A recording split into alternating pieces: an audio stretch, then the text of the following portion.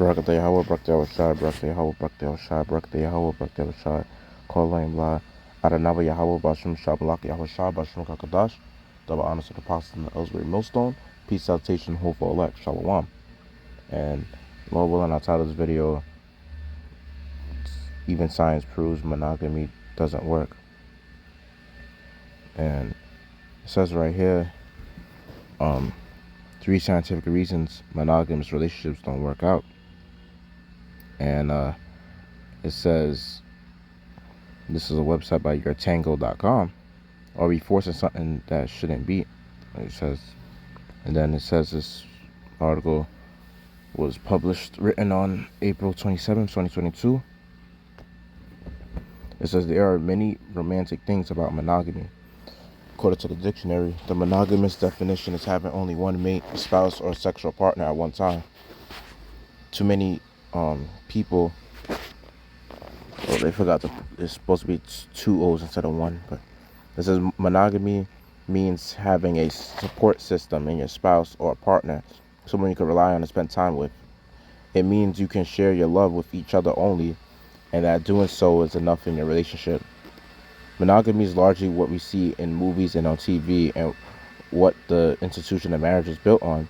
Conventional marriages mean a husband and wife take a vow to be faithful, there for one another in sickness and in health, and speak to the potential of their union. And yes, having one person who knows you inside and out for the rest of your life is a beautiful thought. You may even think of sitting next to one another and rocking chairs on the porch when you're in your 90s, reminiscing about all the wonderful years you spent together. It says relying on only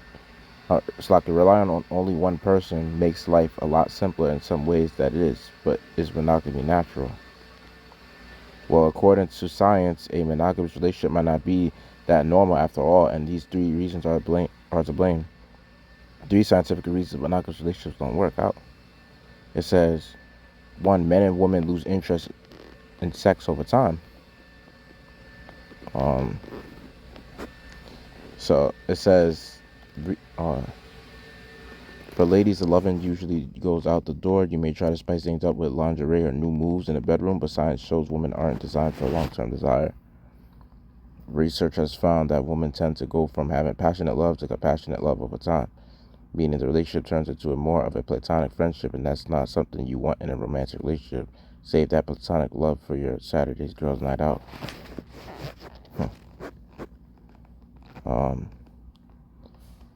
It says, also according to Psychology Today article, men's sex drive suffers in monogamous relationships too. It says number 2, monogamy kills women's best years of sex. You've probably heard before, but men hit their sexual peak in their 20s, whereas women typically don't reach it until their 30s and 40s. Furthermore, science has found that women who are in relationships throughout these prime years report low sexual desire, when in reality these are the years they should be having the best sex of their lives. It says we naturally want to cheat. According to the National Science Foundation, only 3 to 5% of mammals are monogamous.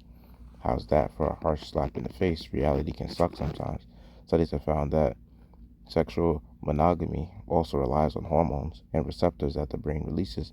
Human receptors vary from person to person, resulting in some people leaning more towards polyamory than others. So if your partner has cheated, he might just not be cut up for monogamy, but don't worry, he probably still loves you. And there's a thing where, like, when it's coming to a lot of these women, they naturally gravitate towards the man that has multiple women in his life. You know, that's why you think when you see in the so-called Black, Hispanic, Native American community that when it's coming to Jake got multiple baby mamas on the hood, even though those women out there being wicked as all hell and they dealing with other men, you know, for some reason she's still dealing with that guy that got multiple baby mamas, even though she talks shit about him, and you know she's not in order herself, but she don't want to deal with a beta male unless if it's for her benefit, to where she could have that man to take care of the mess that her baby daddy has caused in her life, which is having her to bring forth a child and him not raising that offspring. But instead, she's going to look for a beta male to raise that offspring. And then at the same time, while she's doing all that, she's not even providing that beta male sex. But I bet you when that baby daddy that has that kid for her, he could still come back and pretty much, have sex with her. Things like that really goes on in society. And pretty much that's why when you're dealing with a woman, it's best to not deal with a woman that have a kid.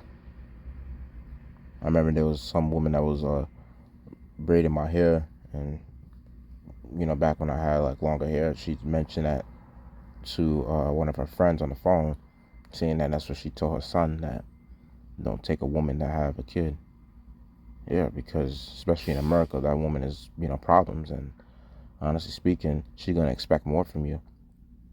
Women already expect a lot when they don't have a kid. How much when they have a kid? And then over here, number 3, the scientific reason is that saying that we naturally want to cheat. A man is supposed to be having the ability to have multiple women because it was only righteous. You had it to where in ancient times, our forefathers had multiple women. Abraham had multiple women. Jacob had multiple women. King David, even amongst the nation of Israel, had multiple women. Solomon. Ancient kings in the time of our rulership amongst our people had multiple women. Even the heathens, some of them had multiple women that were in rulership. Like Xerxes, which in the Bible his name will be, Ahasuerus. But, in the book of Esther tells you that he had multiple wives. And those women were cleaning themselves. Those women were pretty much purifying and taking care of themselves, waiting to see their king. And that's how women are supposed to be. You see, the thing about in this society, because of Esau creating this whole new thing, making a woman surpass a man and making women equal to men, that whole shit is like going way the hell off, honestly. Because a woman is not supposed to be equal to a man. There's an order. That's why the head of the woman is the man and the head of the man is Yahweh Shai. And that order was mentioned in the New Testament. So yeah. And when you look at it, when it's coming to a woman, she's not going to respect you when you basically treat her like you're her equal. Why do you think every time in those family sitcoms, those families are always dysfunctional? And even in the cartoons that show that, that monogamous relationship, like Family Guy, you have the baby and the dog that have more sense than the damn fucking father, and the mother. Usually the youngest child in the family always has more sense than the oldest member in the family. And that's a sad thing.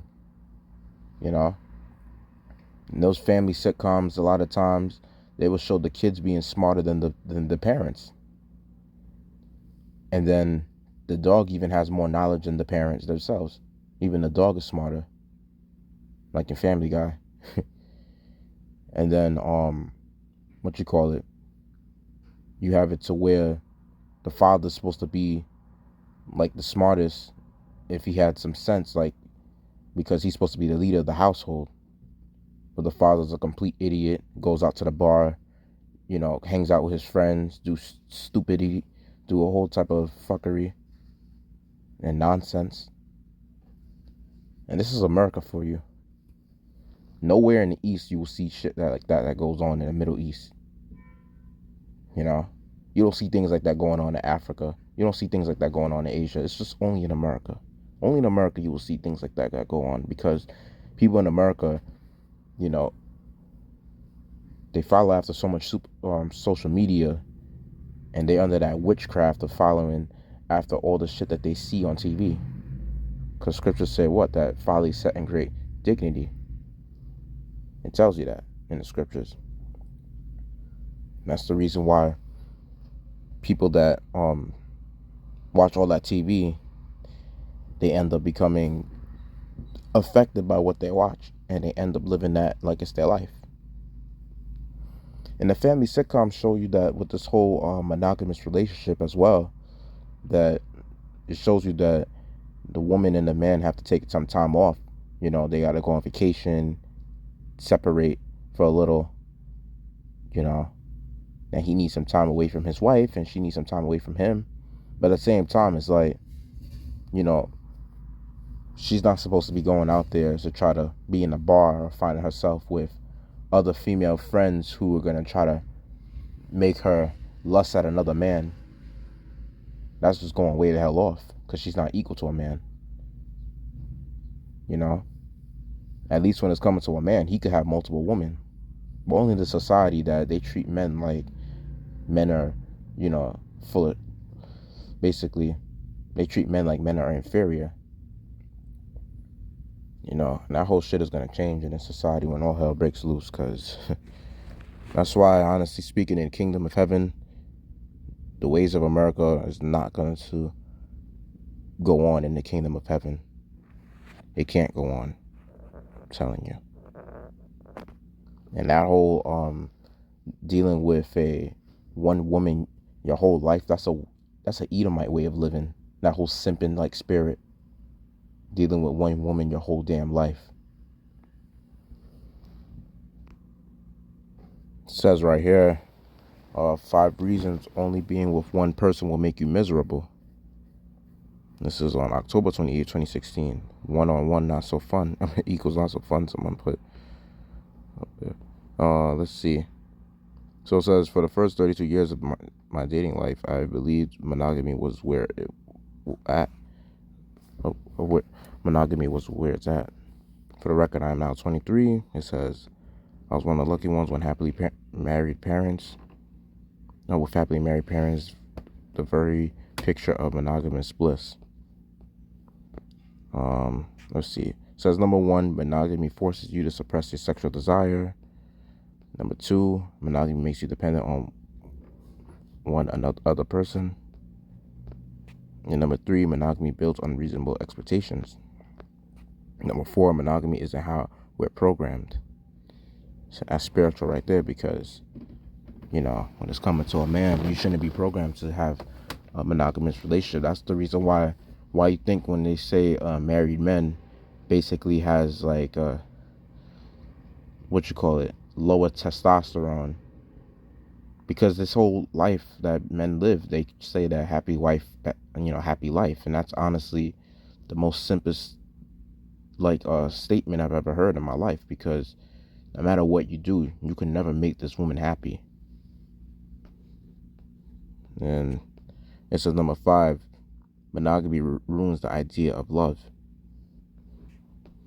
So yeah, so there's going into a lot of decent evidence that, you know, monogamy is not where it's at, you know, that it doesn't work out. It says right here in this article, is monogamy dead? And it says on February 7th, 2019, they put on top of the date of the article, is it just an outdated notion, more befitting to back in the day when a woman's livelihood was far more dependent on her marital status than it might be? February 7, 2019. I have witnessed enough infidelity car wrecks over the years to know that it's the marriages without any dents that stand out the most. Although the statistics vary, it is estimated that up to 50% of marriages might be touched by infidelity, and it's still one of the leading causes of relationship and marital breakdown all over the world. So is monogamy too much to ask for? Is it just an outdated notion, more befitting to back in the day? Wait. Well, it's kind of saying the same thing. And it says, does our 24/7 access to porn, private messaging, and Tinder-tastic smorgasbord of opportunity make not straying damn near impossible? So let's be honest, having sex with the same exact person for ever is a very big ask. It's normal to fancy other people. Our expectations are too high. Now the article title says you need to be in it to win it. What works for you? And it says monogamy is not for everyone.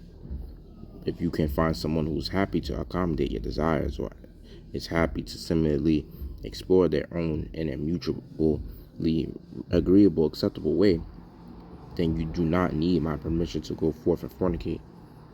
But here is the thing, where, speaking from outside the article, of course, monogamy doesn't work for anyone, to be honest. Like, because deep down inside, it's always going to be in a man's nature to want to watch other women, you know. And then you got his woman trying to look at him to make sure, that he don't look at other women. It's always gonna that thought is always gonna come into your mind, you know. And honestly speaking, let me just go into some scriptures to make this lesson edifying, because I do have a lot to say, regarding through the filter of the scriptures as well, and that supports, the whole polygamy thing rather than monogamy. And it says Proverbs chapter 31, verse 3, give not thy strength unto woman, nor thy ways to that which destroyeth kings. There's a reason why in the scriptures that it tells you not to seek not after a wife, because the reason why it tells you that was because as a man of the Lord, you have to do the works of the Most High, week in and week out. You know what I'm saying? And a lot of times when you have, let's say, people in your life like your woman, she kind of does prevent you from doing the works in a sense, because women are carnal, so they don't see the spiritual benefits of you doing this work. And one thing about the word feminine goes into, fee is faith, and mina, it's like minus the faith. So these women are faithless. Majority of these women don't really have that much faith, whereas compared to a man. And women go by what they see, they don't, and what they feel. They don't go by what they could see ahead of time. A lot of times, like, if you see a woman is really faithful, that's a real powerful woman, because a lot of women don't have that qualities of faith. They don't see the benefits of this truth of a man being in this thing. They don't see the benefits of a Lord really dealing with a man. They think that if the Lord is dealing with somebody, that person has to be rich or wealthy. Like, no.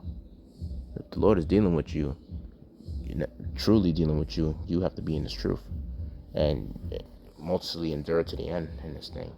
That's how the Lord really deals with you.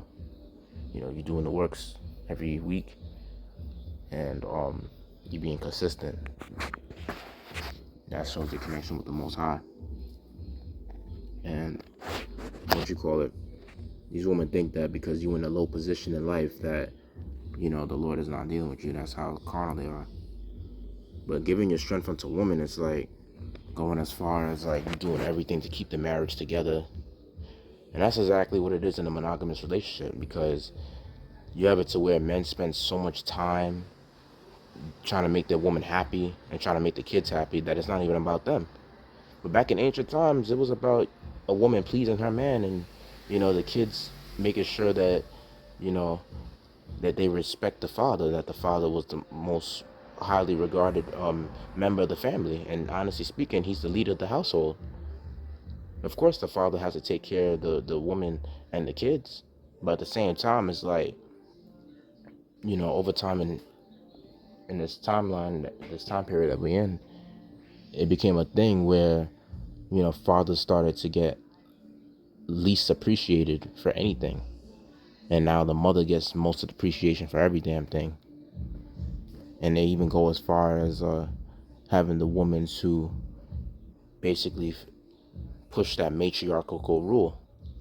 So, the father realizes that, okay, when it's coming to this whole feminism, he can't beat his wife in terms of who gets to rule the house, because basically she has the upper hand on that, because she could always kick him out and get the 911, which is Esau, her lover, to go as far as trying to remove the man out the house, and taking all his property and his resources, just because she feels as though his ways of ruling is too, harsh, but he's just only doing the right thing that's going to make the family, the right way. So sometimes he has to be a little lenient on certain things.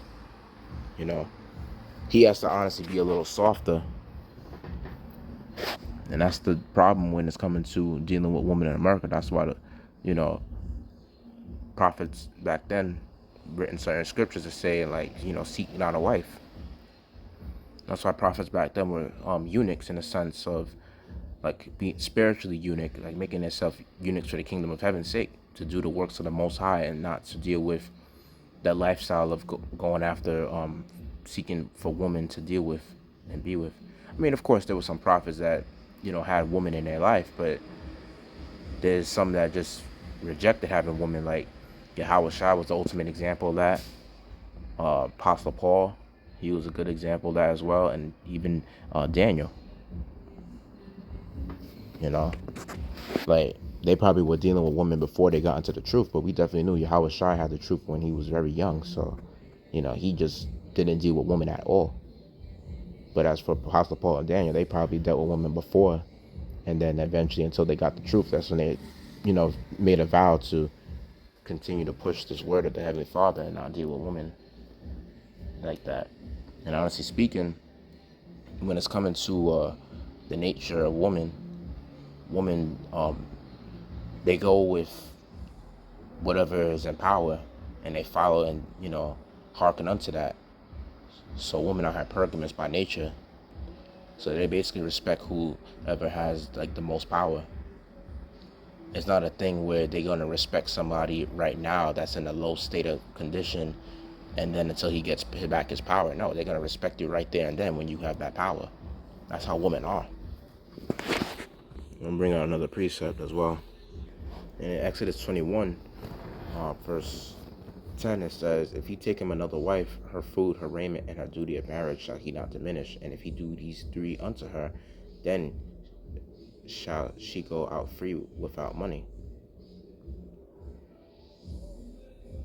Yeah, exactly. So if a woman wants to leave your life and she wants to basically, you know, she want a divorce from you, she could leave without money, meaning that you're not supposed to pay child support or alimony if a woman decides to leave from you. And as a man, you have the ability to have multiple women, but at the same time, there's responsibilities that come with it, you know. And those responsibilities would be making sure that she has food, making sure that she has protection, making sure that she has clothing.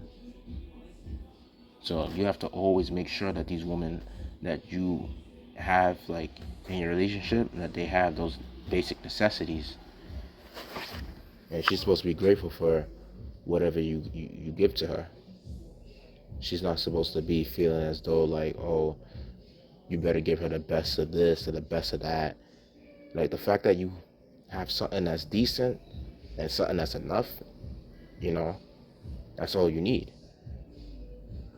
So you don't need to go as far as having like multiple, you know, luxurious name branded clothes and basically the best top notch of everything. And that's how these women are. And that's the reason why, honestly speaking, this whole society will have to collapse for us to get women back in their right state of mind, because, that's when the ways of America is not going to be looked at no more, when this whole society gets, you know, destroyed. These women are all fucked up in the head, and honestly, it has to take the power of the Most High to get these women back on their right state of mind. So, and this is what the Most High told Noah and his son, basically. And this is a commandment that the Most High will still have to this day. But, it's going to be a certain time period for that. And that will be, of course, which will be the last scripture I'll bring out, is Isaiah 4:1. But I'm just going to say this with verse 7, Genesis chapter 9, verse 7. "And you be ye fruitful and multiply, bring forth abundantly in the earth and multiply therein." Exactly. And you see, when it's coming to multiplying and replenishing the earth, like scriptures will say as well, there's other precepts that go along with that. The Most High wants you to basically have, as much children as possible, and He wanted us to go as far as scattering, having spreading forth our seed amongst, multiple women. because that's what we did back in ancient times, and that's what we did in our rulership. But nowadays, when it's coming to this wicked ass society, having children is like seems to be a curse, because Esau has it to where you gotta have them forced to go in the school system, and then you gotta have them go into that wicked ass indoctrination, and they have to go as far as you know having a birth certificate and social security number, being a slave to the state, you know and if you don't do what Esau says in terms of like how you raise your children, they could take away your children from you using the ACS or the Child Protective Services, whatever the case is. It's just a whole bunch of wickedness. That's why, we're not at a time yet to have kids. So, because the society is just led into straight wickedness. And nowadays, when you see this whole LGBTQ agenda, indoctrinating children in the library, in the libraries, and in the, you know, elementary schools, and basically in kindergarten, like, they're going way the hell off, you know. So it's best to not even have kids in this time. Isaiah 4:1, it says, in that day, 7 women shall take hold of one man, saying, we will eat our own bread and wear our own apparel, and let us be called by thy name to take away our reproach. Exactly. You know? And taking away their reproach, because why? Because these women had followed after the ways of America, for the most part, following after feminism. They were basically rebellious as all hell, doing all type of wickedness, and until they seen the destruction that happened in this country, and the destruction happening in, Jacob's trouble in general, they're gonna realize like that they need a savior, that they need a man to really like deliver them from these situations.